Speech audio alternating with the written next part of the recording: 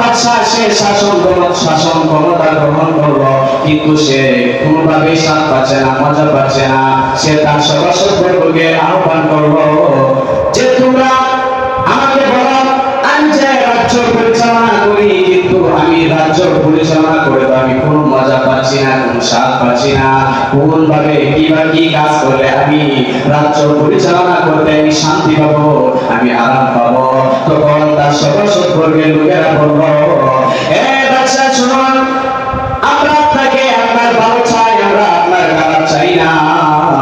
আপনি আপনার রাজ্যের উলামা এবং সব ব্যক্তিদেরকে আহ্বান করুন এবং তাদেরকে এনে তাদের কাছ থেকে আপনি পরামর্শ নেন, তাহলে আপনি সুপ্রতিষ্ঠিত হতে পারবেন, আপনি রাজ্য পরিচালনা সুন্দরভাবে করতে পারবেন।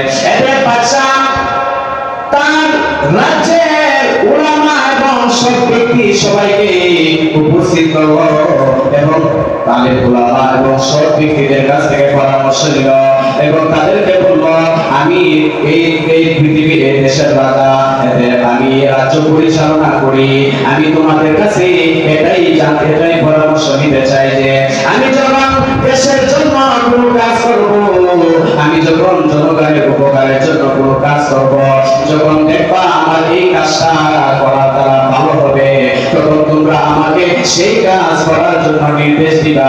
আর যখন ওই বাদশা বলল, আর যখন আমি যখন দিন থেকে সরে যাব, আমি যখন রাজ্য অন্যভাবে চালাবো, তখন তোমরা আমাকে বলবা যে না, এভাবে চালাতে হবে না, এভাবে চালাতে হবে। সুতরাং তোমরা আমাকে সর্বপ্রকার ভালো পরামর্শ দান করবা, আমাকে ভালো পরামর্শ দান করবা। এভাবে আলেম উলামার পরামর্শে সেই বাদশা চলতে লাগলো।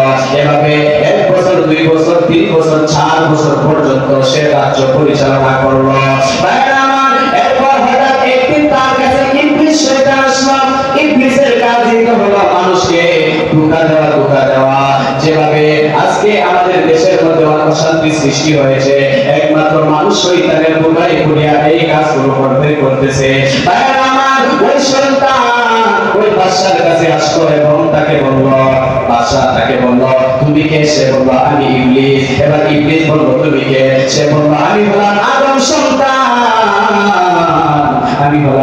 সন্তান। এবার ইবলিস বলল, না তুমি আদম সন্তান না। ইবলিস তাকে ধোঁকা দিতে শুরু করে দিল। ইবলিস বলল, তুমি যদি আদম সন্তান হইতে, তাহলে তুমি অন্যান্য মানুষের মতো তুমি মৃত্যুবরণ করতে। এবার ওই বাদশা গুমরাহির মধ্যে পড়ে গেল। এবার সে বাদশা ভাবলো, তাই তো আমি তো আসলেই মানুষ না। এবার ইবলিস বলল, ইবলিস তাকে বলল, তুমি তো আসলে খোদা। এবার ইবলিস তাকে ধোঁকা দিতে শুরু করলো। বাদশা বুঝলো, না আমি তো আসলে তো আমি মানুষ না, আমি তো অন্য কিছু। কারণ মানুষ তো বেশি দিন বাঁচে না, আমি তো 400 বছর ধরে রাজ্য পরিচালনা করতেছি। এবার সে তার সভাসদবর্গকে ডাকলো এবং সবাইকে আহ্বান করলো। ওই বাদশা সবাইকে আহ্বান করে বলল, আমার লোকেরা, তোমরা ভালোভাবে শুনে রাখো, আমি তোমাদের কাছে 400 বছর ধরে আমি রাজ্য পরিচালনা করতেছি। আমি এতদিন ধরে আমি একটি বিষয় গোপন রেখেছি, আমি তা তোমাদের কাছে প্রকাশ করিয়া এখন তা প্রকাশ করার সময় হয়েছে।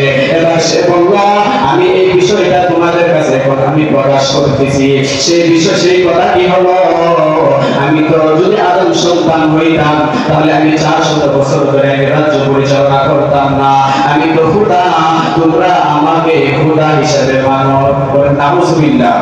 ভাইরা আমার, এভাবে শয়তান মানুষকে এভাবে ধোঁকা দেয়।